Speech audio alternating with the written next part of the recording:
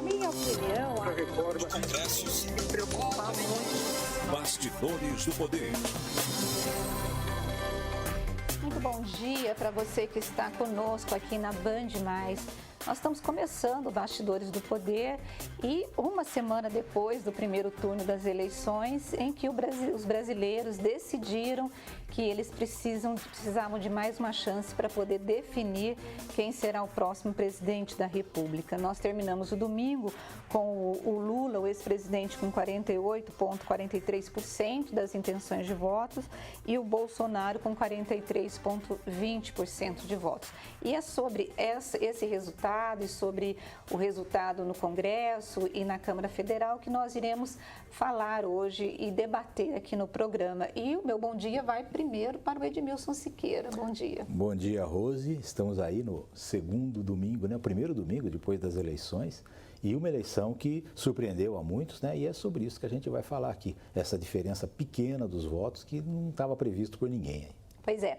E o nosso convidado de hoje para falar sobre eleições é o Rodrigo Cobra. Ele é diretor da Renova BR. Rodrigo, bem-vindo ao Bastidores do Poder. Muito obrigada por poder estar conosco uma semana depois das eleições. Boa tarde, Rose. Boa tarde, Edmilson. É um prazer para mim estar aqui com vocês, conversando com todo mundo aí da Band Campinas. Bom, esse resultado, né, do Lula com 48,43%, Bolsonaro 43,20%, acabou surpreendendo, principalmente em relação aos institutos de pesquisas, que alguns apontavam uma diferença de 10% a 14% dos votos. É um eleitor que nós não conhecemos, ou o Brasil está mais conservador, ou ele está muito polarizado? Qual que é a tua análise desse resultado do segundo turno?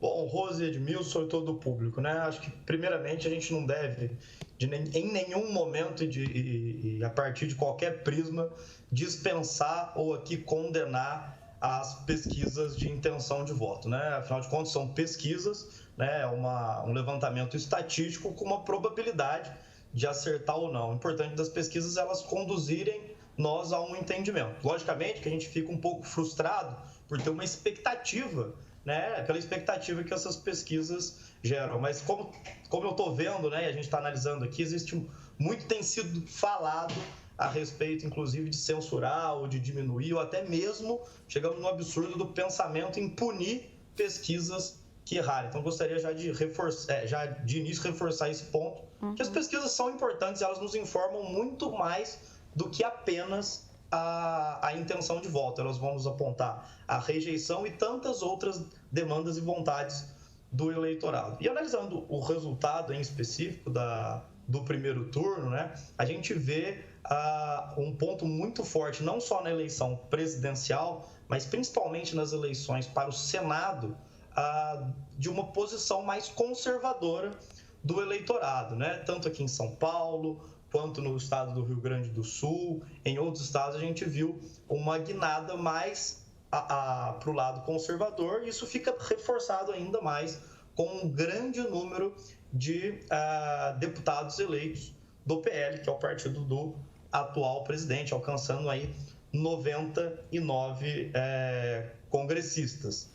E vale lembrar, né, que mesmo que juntamente com um Congresso em que 448 dos 513 deputados disputaram as reeleições, né, a renovação já tinha ficado difícil. E a renovação do Congresso esse ano ficou em 39%.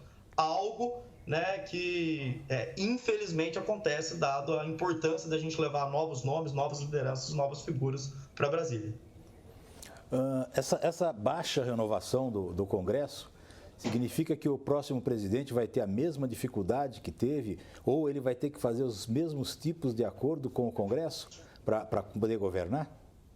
Eu entendo, Edmilson, que a questão dos acordos já é algo natural da relação entre a presidência da República e o Congresso no Brasil. A expectativa, ou fica mais até na linha da esperança, é que essa relação, esses acordos ocorram de uma forma diferente do que vem ocorrendo, de uma maneira mais transparente, com melhor e mais fácil entendimento pela sociedade, e algo que, inclusive, pode ser facilitado pelo caminho, né, que já estamos de diminuição do número de partidos, né? Após essa vitória, né, esse sucesso em termos de número de eleitos do PL, a gente teve a notícia, inclusive, da união do União Brasil juntamente com o Progressistas, isso podendo gerar uma bancada na mesma casa de 100 deputados, o que pode levar a 2 grandes blocos, né, de entendimentos e de posicionamentos no Congresso. Fica muito mais fácil da população entender e de nós conseguirmos comentar quando esses blocos caminham em direção da situação ou da oposição ao próximo presidenciável.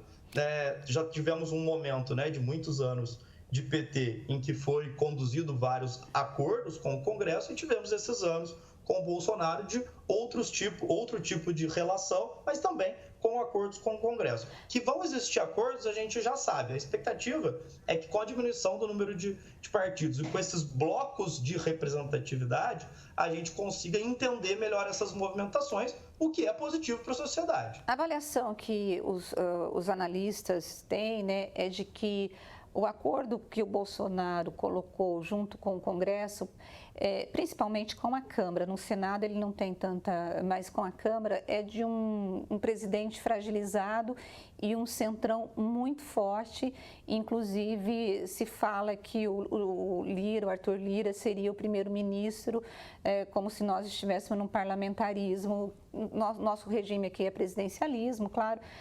O senhor concorda com isso ou não?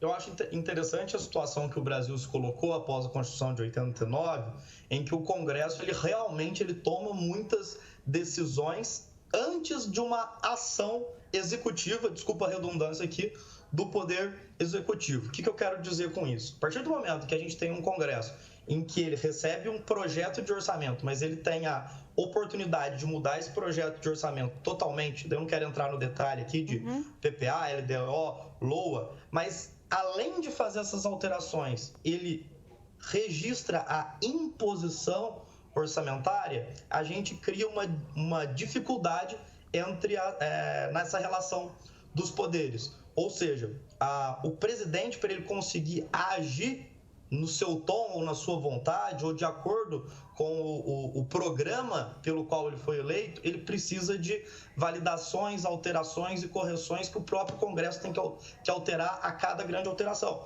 Ou seja, eu não acredito que o próximo presidente da Câmara a gente vai considerar um primeiro-ministro. É o Congresso como um todo, né, entendendo? Em Senado e Câmara, que mantém um poder relevante diante do Executivo. Então, assim, não há como governar junto. Por outro lado, isso aí vale um bom entendimento, somente do pessoal que está vinculado aí à gestão pública, nós não temos também, percentualmente, não estou falando em números absolutos, mas percentualmente em relação ao orçamento, grande capacidade de manobra, dada a nossa baixa capacidade de investimento, que se deriva de um orçamento engessado ou, que a gente chama na gestão pública, indexado. Então, muitos dos gastos, eles são obrigatórios não só porque o orçamento é impositivo, mas porque o custo da máquina pública ele já está pré-determinado, principalmente com as questões relativas à folha de pagamento, às transferências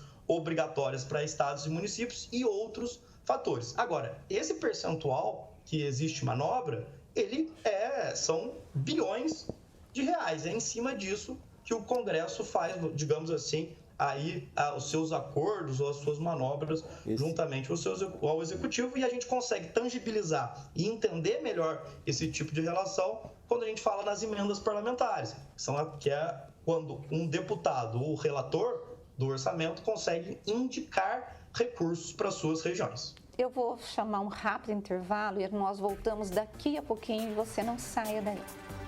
Bastidores do Poder. Bastidores do Poder.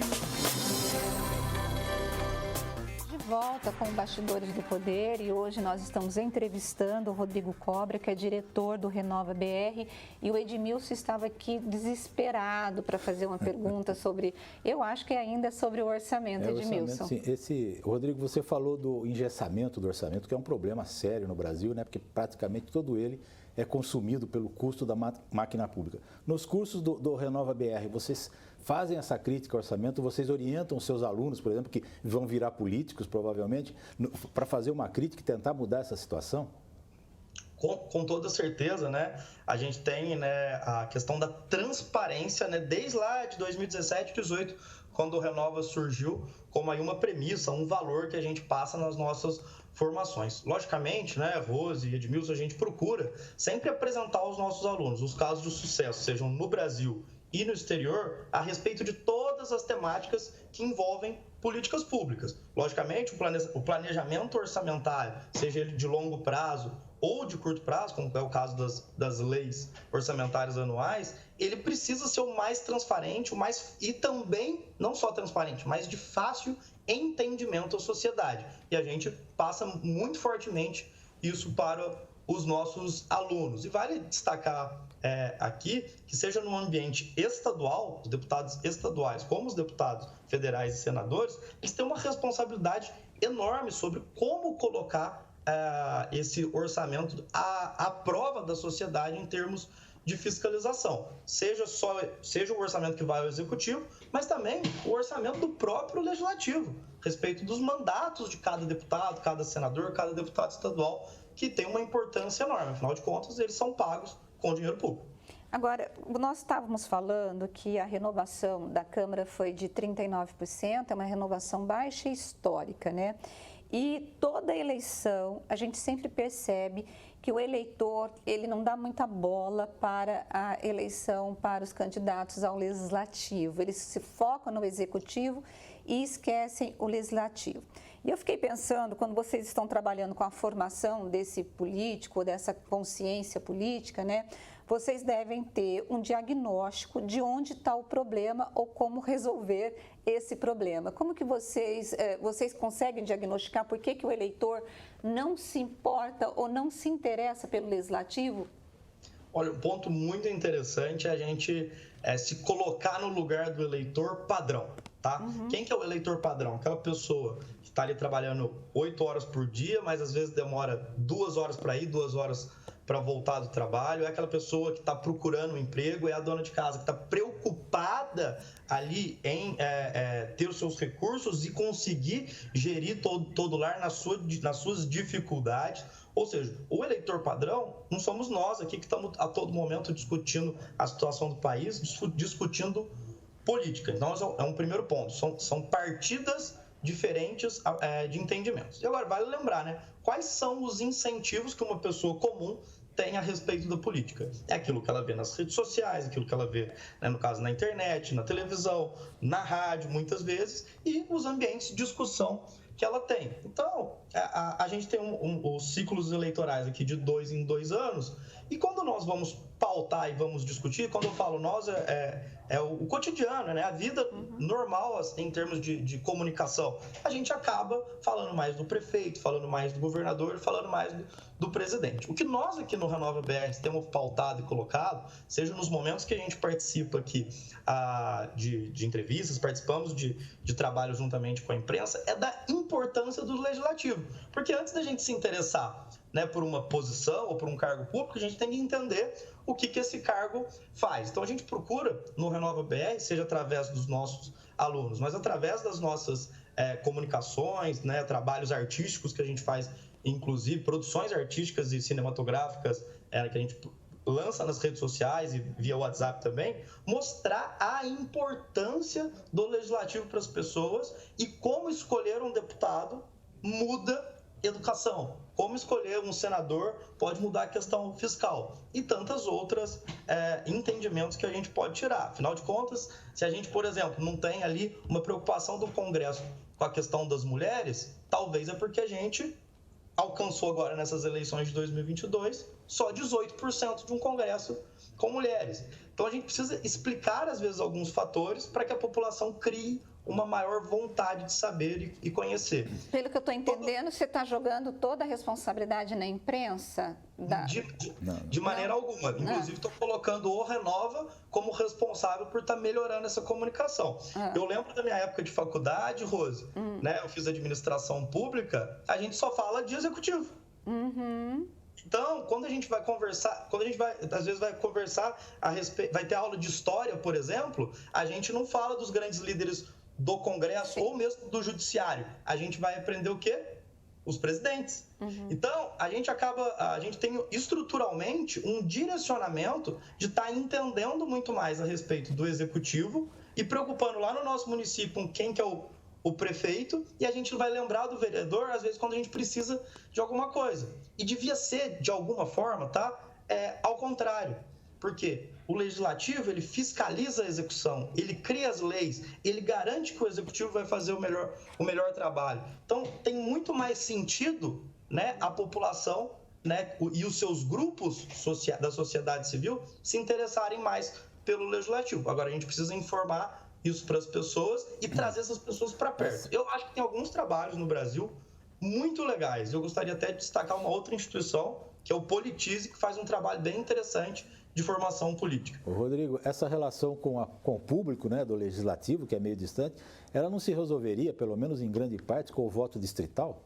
Deixa eu, Rodrigo, posso pedir um minutinho para você? Nós vamos para o intervalo e o Rodrigo responde na volta. Até daqui a pouquinho, pode gente. Se preparar. Combinado, vamos lá. Bastidores do Poder. Bastidores do Poder. Nós estamos de volta com o Bastidores do Poder e nesta manhã nós estamos falando sobre eleições, né, segundo turno, e o nosso bate-papo de hoje é com o Rodrigo Cobra, que ele é diretor da Renova BR. E o Edmilson Siqueira tinha feito uma pergunta, eu vou pedir para você reproduzi-la. Ele falava da dificuldade da relação do povo com o legislativo, né? A relação é mais com o executivo, com prefeitos, com vereadores e presidente.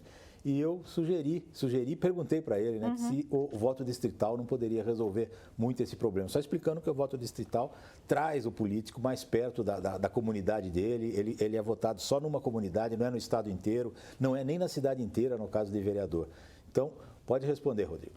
Não, primeiro que essa pergunta é essencial para a gente rediscutir, né, a nossa lógica eleitoral. Então, quando a gente vai falar de voto distrital, acho que a gente precisa combinar o conceito do voto distrital, que é o que o Edmilson acabou de falar aqui, né? Ou seja, eu tenho um distrito, uma circunscrição, um espaço geográfico determinado pelo quantitativo de pessoas, ou seja, a população desse espaço geográfico, e a gente vai falar assim, olha, você só vai votar nas pessoas que vão disputar a liderança desse local. Então, esse espaço geográfico tem uma cadeira, seja na Câmara de Vereadores, na Assembleia Legislativa ou na Câmara dos Deputados. Então, a hora que a gente olha desse jeito, parece fazer um sentido 100%, digamos assim. E eu gosto muito e a gente conversa bastante sobre isso aqui no Renova, inclusive.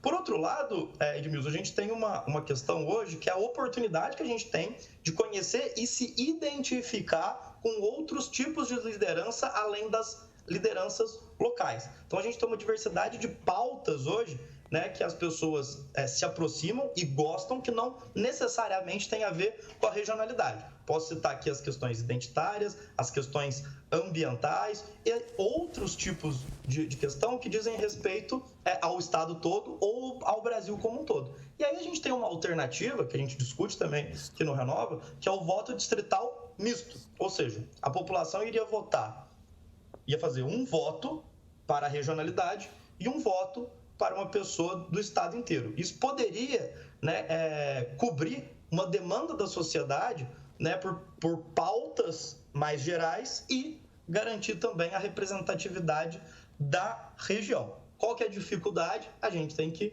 explicar mais essa camada de votação.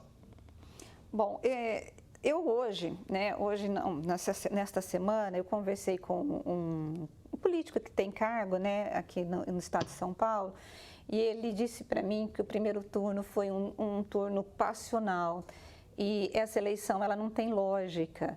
E mesmo que o Lula tenha aí 6 milhões de votos, está na frente, ele falou, olha, essas pessoas que votaram no Lula, a tendência é que elas repitam esse voto.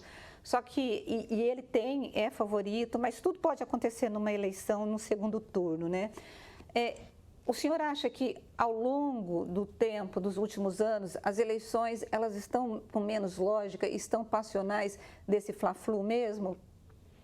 Olha, eu não colocaria que elas estão com menos lógica. Eu acho que elas estão cada vez mais na mão do eleitor. Olha que interessante, né? Antes a gente falava assim, a pessoa é de um lado ou é de outro.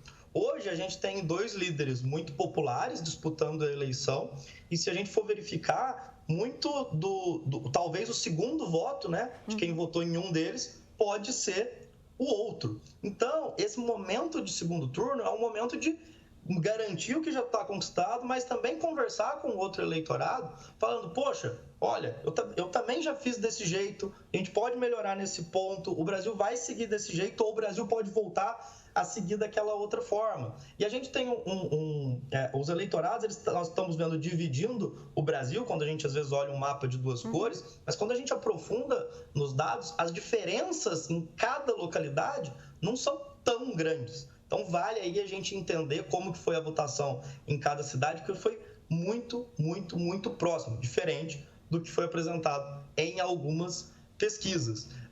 Outra coisa que pode reforçar aqui a possibilidade de mudança de votos são os já eleitos. Então, quem são os senadores, deputados federais e os governadores eleitos? Estas pessoas, né, têm um discurso de validação e de qualificação dos presidenciáveis muito forte. Afinal de contas, elas já estão com o espaço definido. E a partir do momento que elas falam é melhor eu estar com aquele presidente ou com aquele outro presidente, pode fazer uma pessoa que fez uma votação não definitiva mudar o seu voto. Agora, a abstenção foi de 20,95%. No primeiro turno, se falava muito de que era necessário que essa população fosse votar e o Lula, principalmente, estava incentivando as pessoas a votarem porque ele teria mais votos na população mais vulnerável e que poderia não ter dinheiro para poder pagar a passagem, a tarifa de ônibus, aquela coisa toda. A abstenção continuou nos 20,95%. Você acha que, ou o senhor acha que nesse caso, esse voto desse eleitor, as campanhas devem investir nesse eleitor ou devem buscar os votos do Ciro e da Simone Tebet? Eu acho que as campanhas e a sociedade como um todo, com a ajuda seja da imprensa ou de influenciadores nas redes sociais, precisa incentivar as pessoas a irem votar independente de qualquer coisa. Participar do processo democrático é essencial para que as pessoas possam se sentir bem cobrando, mas principalmente entendam melhor as eleições. Então, independente aqui se as campanhas vão buscar o Ciro, a Simone, ou vão buscar esses 20%, né, incentivar o voto é essencial. Indo para uma lógica mais estratégica, tá? A validação dos ex-candidatos, digamos assim, ela tem uma importância e uma facilidade em relação ao voto de abstenção, tá? Não há uma previsão, não existe pesquisa, né, e nem suporte histórico falando que essa abstenção, por exemplo, ela tende a diminuir no segundo turno. Pelo contrário, inclusive, né, o segundo turno geralmente tem menos participação, outro fluxo mesmo de agenda, viagens e tudo mais, e lógico, a população mais humilde está em um outro momento, com menos incentivo eleitoral. Por quê? Porque quando a gente tem as eleições de estadual, federal, senador, governador e presidente junto, a gente está com muita gente falando do tema de eleição. No segundo turno, nem tanto. Por isso que a gente tem que fazer um esforço de falar para as pessoas. Vão votar é importante. Você acha que eu tenho que encerrar. Tem que encerrar? Vou ter que encerrar, fica desculpa. para a próxima semana. Eu quero agradecer o Rodrigo Cobra, diretor do Renova BR, por essa entrevista. Muito obrigada. E seguimos, né? E torcendo para que o Brasil e os eleitores possam fazer uma boa escolha e que a eleição seja menos tensa e menos violenta, né, Rodrigo? Exatamente. Muito obrigado, Rose. Obrigado, Edmilson. E convido todo mundo aqui a entrar no site www.renovabr.org e nas nossas redes sociais, @renovabr, e conhecer os nossos 18 alunos eleitos 9 deles, né, alunos de 9 estados diferentes, 12 partidos diferentes, tem gente do PL, tem gente do PT, tem gente do Novo, do PDT. Conhecer essas pessoas que estudaram para estarem representando vocês. É muito importante, fica aqui o convite. Muito obrigada, viu? Ed, e nós precisamos ir embora também, né? Precisamos ir embora também, né? O tempo se esgotou. Né? Pois é. O programa foi ótimo, né, gente? Eu quero agradecer a tua presença e convidar você para estar conosco no próximo domingo aqui no Bastidores do Poder. Tchau, pessoal. Até domingo. Beijo, até domingo.